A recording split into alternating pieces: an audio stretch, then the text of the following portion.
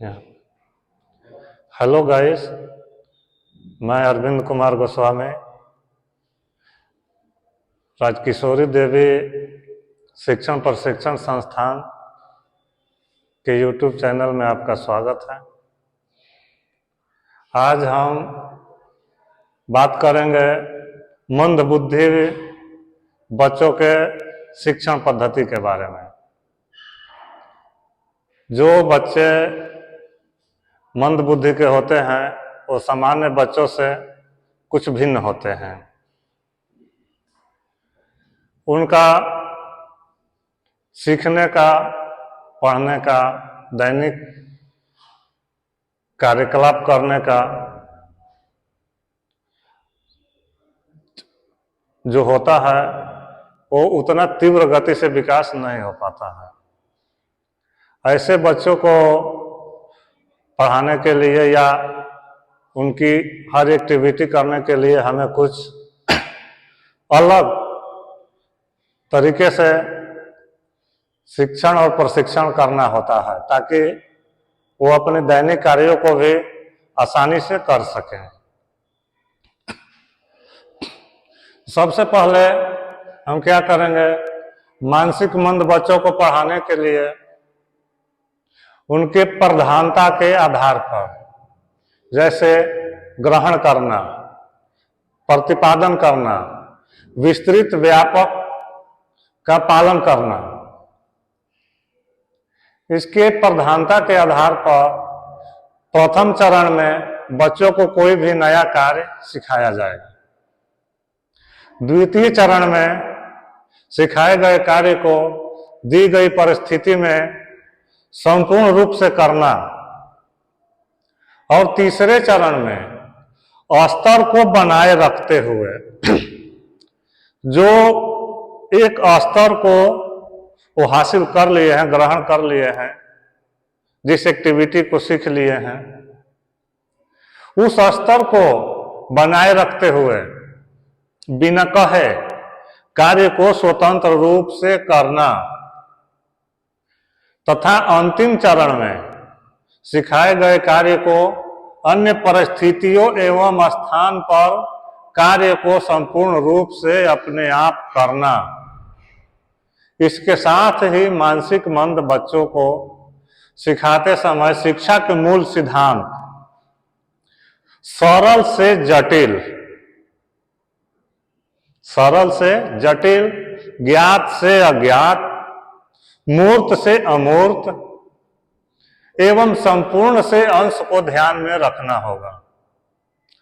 अवधारणा को सिखाने के लिए मिलान, पहचान तथा नामकरण जैसे चरणों पर ध्यान देना होगा। जो मंदबुद्धि के बच्चे होते हैं वे सामान्य बच्चों की अपेक्षा किसी कार्य को तीव्र गति से नहीं कर पाते हैं, नहीं सीख पाते हैं।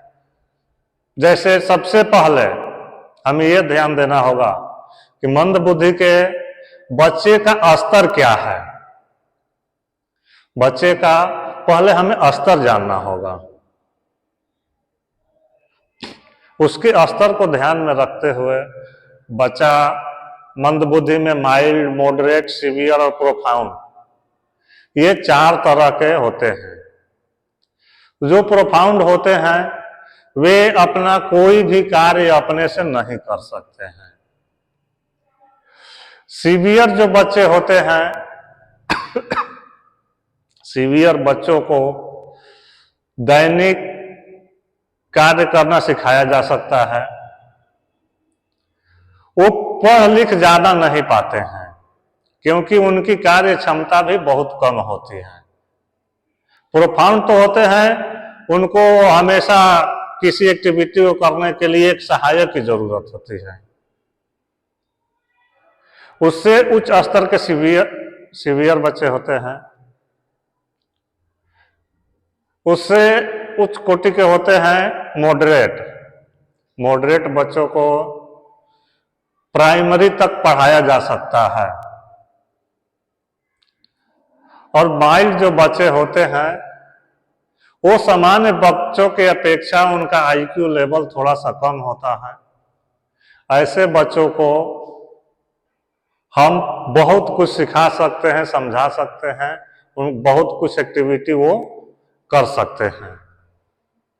तो सबसे पहले हमें क्या ध्यान देना होगा कि उनकी प्रधानता के आधार पर बच्चों को सिखाना होगा।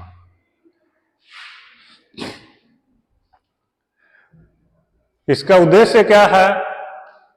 मंदबुद्धि बच्चों के शिक्षण में प्रयुक्त निर्देशात्मक अनुक्रम को हम पहले समझेंगे। सीखने के हर स्तर की शिक्षण पद्धति समझेंगे, शिक्षण के सिद्धांत समझेंगे, अवधारणाओं को सिखाने के लिए प्रयुक्त चरणों का विवरण समझेंगे। मंदबुद्धि बच्चों को शिक्षण में प्रयुक्त निर्देशात्मक अनुक्रम को समझना होगा।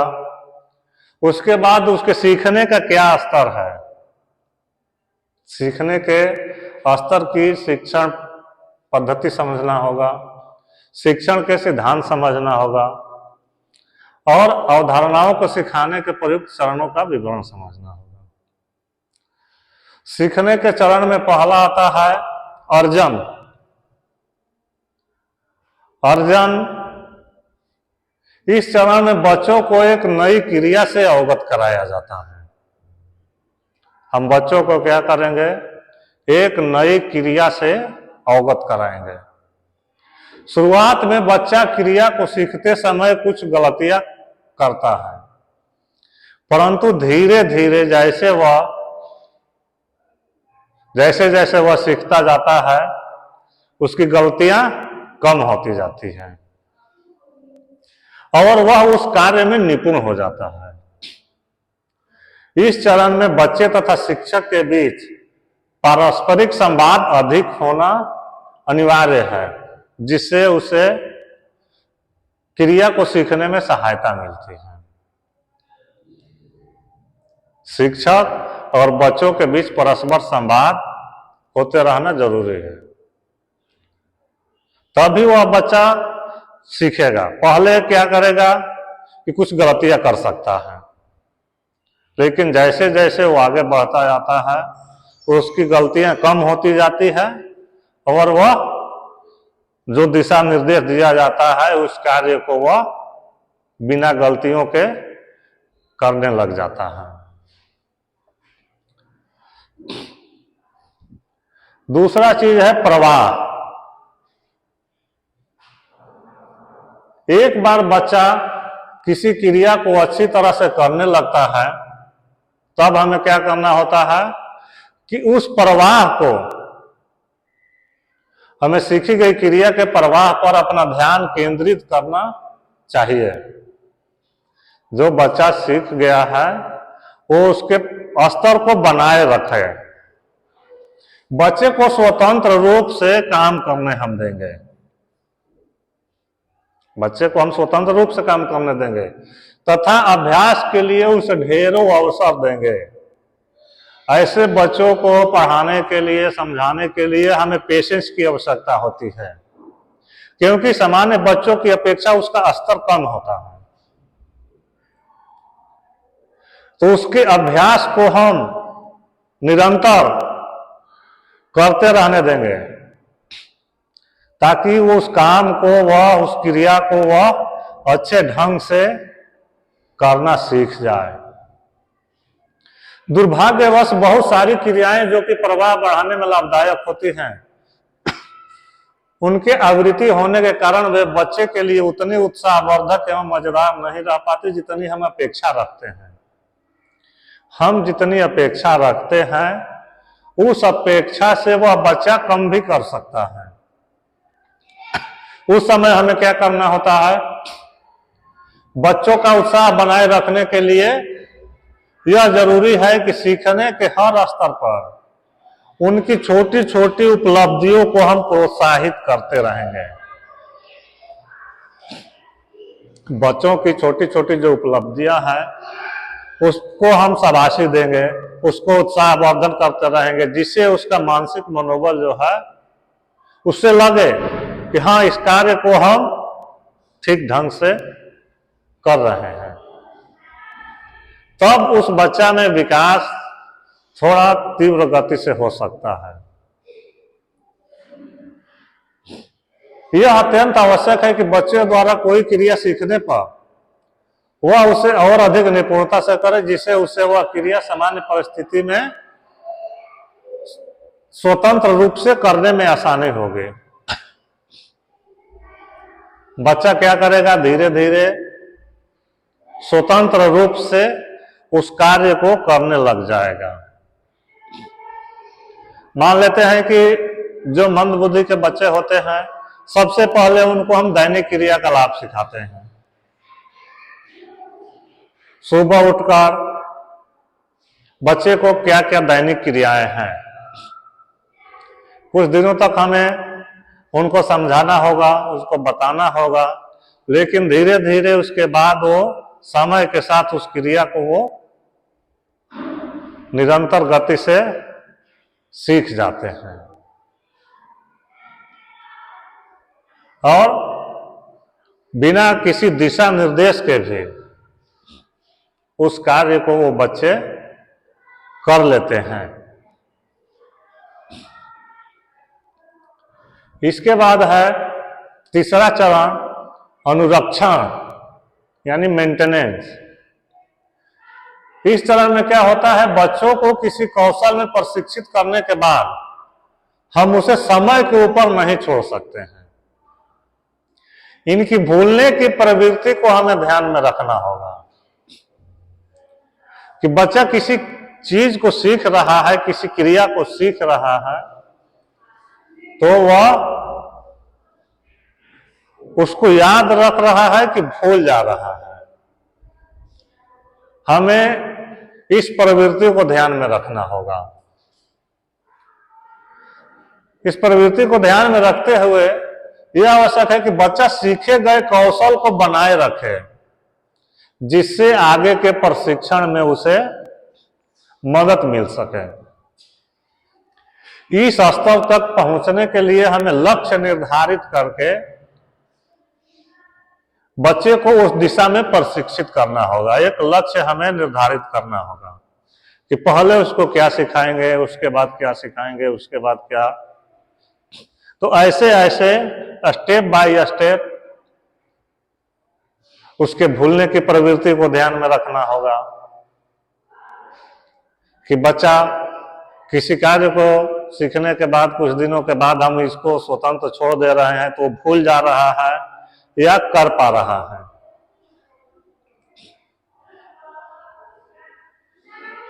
लक्ष्य निर्धारित करने के बाद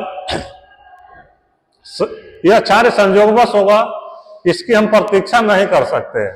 इस चरण के पूर्ण होने के उपरांत बच्चा सिखाई गई क्रिया कौशल को बिना किसी के सहयोग के पूरी निपुणता एवं प्रवाह के साथ कर सकेगा।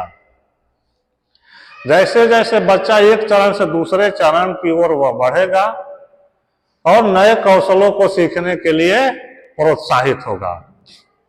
बच्चा जब किसी एक कौशल को सीख जाएगा, फिर उसको अन्य कौशल नया चरण स्टार्ट किया जाएगा, तो बच्चा उसके लिए प्रोत्साहित होगा कि हाँ हम ये कार्य को करने लग गए।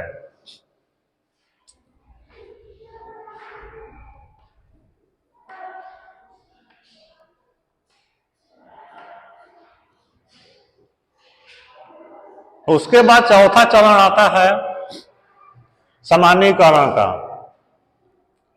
जनरलाइजेशन। जब हम 3 चरण समाप्त कर लेते हैं, उसके बाद ये सामान्यीकरण आता है। ये चौथा चरण है। इस चरण में क्या होता है कि कौशल को सिखाने पर केंद्रित होता है, जबकि सामान्यीकरण का जोर दूसरी तरफ है। हम प्रयोग जो 3 कौशल बच्चे को सिखाए हैं, उससे ये थोड़ा भिन्न होता है। अब तक बच्चे केवल एक क्रिया प्रकार कर रहे थे। सामान्यीकरण में उन्हें 2 या 2 से अधिक कार्य दिए जाएंगे।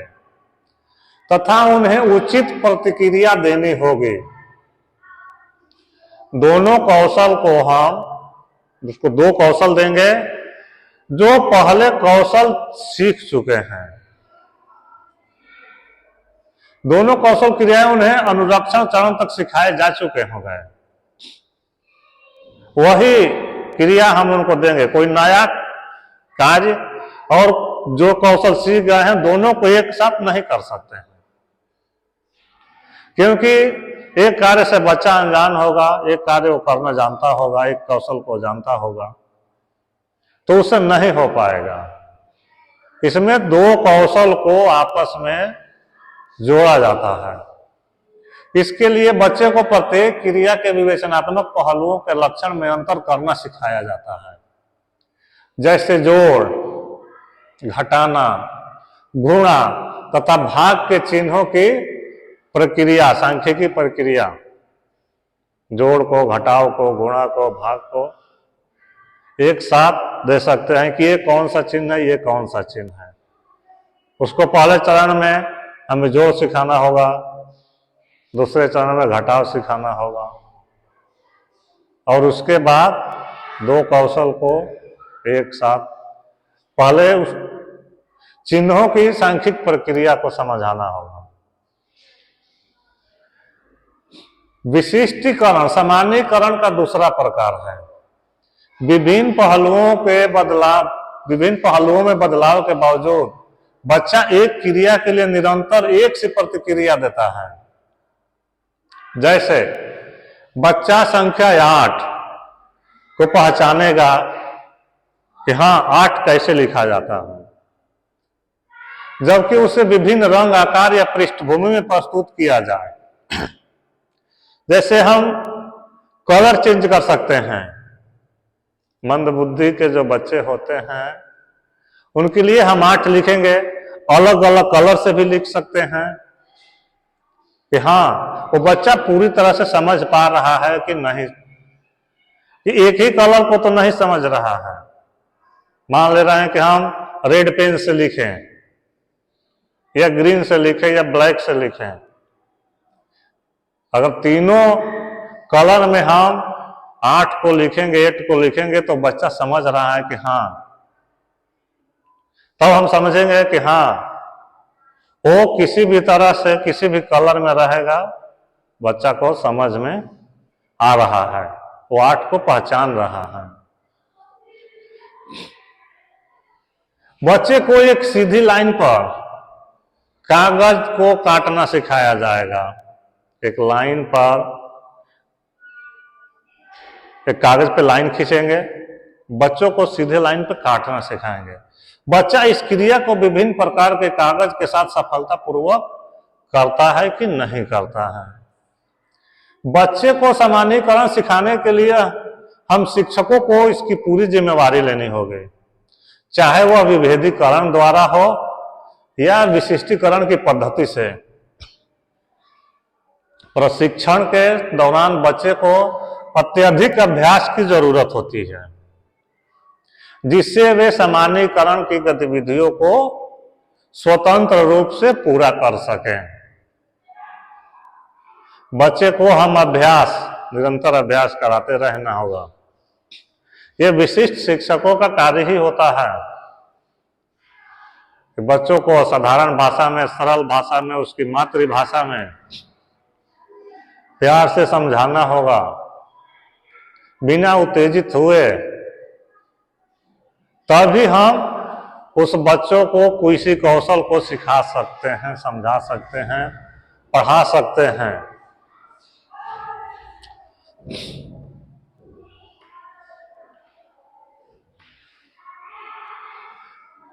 शिक्षण विधियां क्या है? अर्जन हेतु शिक्षण विधियां क्या है? हम जो ऊपर पहले पढ़ चुके हैं। कार्य प्रस्तुत करने की विधि, नए कौशलों को पूरा करने के लिए बच्चों द्वारा प्रयुक्त नई तकनीक और कार्य पूरा होने के बाद प्रतिक्रिया देने की विधि। अर्जन हेतु ये शिक्षण विधियां हैं। इनमें प्रतिरूपण है, मॉडलिंग। हम बच्चे को क्या करेंगे, किसी भी नए कौशल को सिखाने के लिए सर्वप्रथम हमें उस कार्य को बच्चे को सम्मुख करके दिखाना चाहिए। बच्चों के सम्मुख मॉडलिंग खुद के द्वारा उस कार्य को हमें करना होगा। बच्चे का ध्यान अपनी ओर आकृष्ट करने के लिए शिक्षक उसे कहे तैयार हो जाओ, देखो अब मेरी बारी है। इस तरह शिक्षक कार्य करता रह जाता है एवं साथ साथ बोलता जाता है। शिक्षक अपना काम करते जाएगा और साथ साथ बोलते जाएगा। इस तरह से बच्चों को नया कार्य सिखाया जा सकता है, साथ ही उसका ध्यान आकर्षित किया जा सकता है। यह केवल मौखिक विवरण से ज्यादा असरकारक होता है। केवल मौखिक निर्देश से बच्चे पर खास असर नहीं होता। अगले चरण पर जाने से पहले कार्य का कई बार प्रतिरूपण किया जाता है, उस कार्य को बार बार दोहराया जाता है। पहले हम बच्चों से उस कार्य को स्वयं करके दिखाएंगे कि ऐसे करना होता है, ऐसा करना है। उसके बाद नेतृत्व, लीडरशिप। बच्चे कार्य के प्रत्येक चरण उसी समय पूर्ण करते हैं जब शिक्षक करता है। नेतृत्व करते समय शिक्षक शिष्यों से कहता है, क्या तुम तैयार हो? शिक्षक को क्या करना होगा, बच्चों से कहना होगा, उनका नेतृत्व करना होगा तब कि क्या तुम तैयार हो, चलो साथ साथ करते हैं। फिर शिक्षक कार्य प्रारंभ कर देता है तथा शिष्य उस कार्य में सम्मिलित हो जाता है और शिक्षक जो करता है उसकी नकल करता है। इसलिए शिक्षक और शिष्य साथ साथ नए कौशल का निष्पादन करते हैं। इस कार्य को रोचक तरीके से किया जा सकता है। जब शिक्षक साथ में करेंगे तो बच्चों को करने में आसानी होगा, उनमें रोचकता पैदा होगी और साथ साथ वो कार्य को धीरे धीरे धीरे धीरे करना प्रारंभ करेंगे तो अच्छी तरह से वे कर सकते हैं। अनुकरण, यह नेतृत्व से थोड़ा अलग है। बच्चा तभी अपने शिक्षक का अनुकरण करेगा जब शिक्षक उस कार्य को बच्चे के समक्ष पूरा करके दिखाएंगे। शिक्षक बच्चे के सम्मुख उस कार्य को करेंगे तो बच्चा उनका अनुकरण करेगा कि हमें ऐसे करना चाहिए, ये करना चाहिए। इसके बाद बच्चे की बारी होगी। नेतृत्व में शिक्षक एवं बच्चा दोनों साथ साथ कार्य को करते हैं। अनुकरण में शिक्षक पहले कार्य पूरा करता है, तत्पश्चात बच्चा करेगा। अनुकरण में शिक्षक पहले कार्य पूरा करता है, तत्पश्चात बच्चा उस कार्य को करेगा।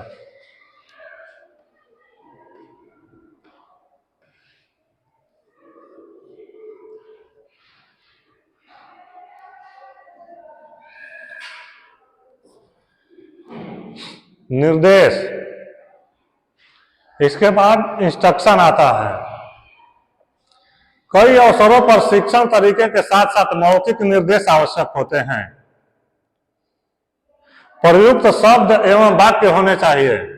इन निर्देशों की भाषा पहले दिन से लेकर आगे के शिक्षण के लिए समान होनी चाहिए, जिससे आसानी हो तथा किसी तरह का भ्रम बच्चों में न रहे। बच्चों को शिक्षण प्रशिक्षण के दौरान निर्देश भी देते रहना होता है। उसमें प्रयुक्त शब्द एवं वाक्य ऐसे होने चाहिए जो भाषा पहले दिन से लेकर आगे के दिन तक एक ही होना चाहिए, जिससे बच्चों को आसानी हो। निर्देशों में थोड़ा सा बदलाव भी कार्य में भयंकर बदलाव ला सकता है। इससे हम बच्चों को फ्लैश कार्ड, सिखाने वाले कार्य को उदाहरण से समझा सकते हैं। छात्र के सामने फ्लैश कार्ड रखकर प्रत्येक कार्ड को दिखाते हुए उससे पूछेंगे कि यह कार्ड क्या दिखाता है, हमें क्या बताता है। यह अनुस्मरण का कार्य है, याद रखने की कोशिश करता है। बच्चा इसमें क्या करता है, याद रखने की कोशिश करता है। यहां पर अगर निर्देश बदलकर बच्चे से शिक्षक पूछे शब्द बताओ, अनुस्मरण की जगह पहचानने का हो जाता है। यहाँ बच्चे को शब्द दिखाया जाता है या फिर उनके साथ सही मिलान करके चुन करके बताता है। इन शब्दों को पढ़ने सिखाने के मुकाबले ज्यादा आसान क्रिया है। बच्चों को किसी कार्ड के माध्यम से, चित्र के माध्यम से हम बताएंगे, इससे बच्चे को आसानी होता है। पहले हम कार्ड दिखाएंगे, चित्र दिखाकर पूछ सकते हैं, पहले बताएंगे कि क्या है, और बच्चा उसका अनुसरण करेगा। धीरे धीरे वह शब्दों को पहचानने लगेगा।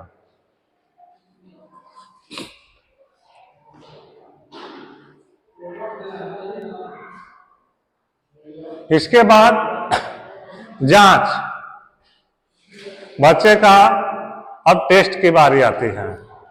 नेतृत्व एवं अनुकरण में छात्र शिक्षकों को पहले करते हुए देखता है। कार्य पूरा होने के बाद इन परिस्थिति में उसके छात्र ने उपयुक्त निर्देशों के साथ कितना कार्य सीखा है। छात्र से कहा जाता है कि अब तुम्हारी बारी है। निर्देश के बाद छात्र कार्य को बिना शिक्षक के सहयोग के पूरा करने की कोशिश करता है।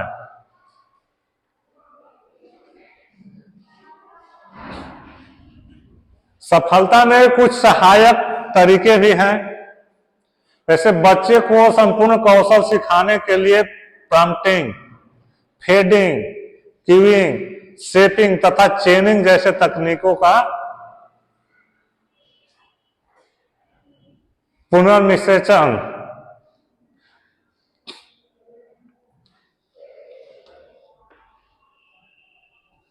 पुनर्निवेशन बच्चे में कार्य के प्रति प्रोत्साहन एवं रुचि बनाए रखने में सहायक होता है।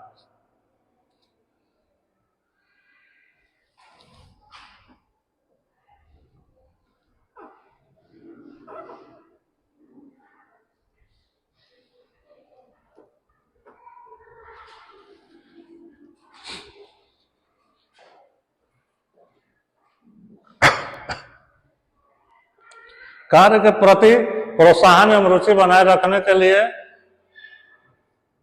शब्दों को प्रयोग में लाया जाता है।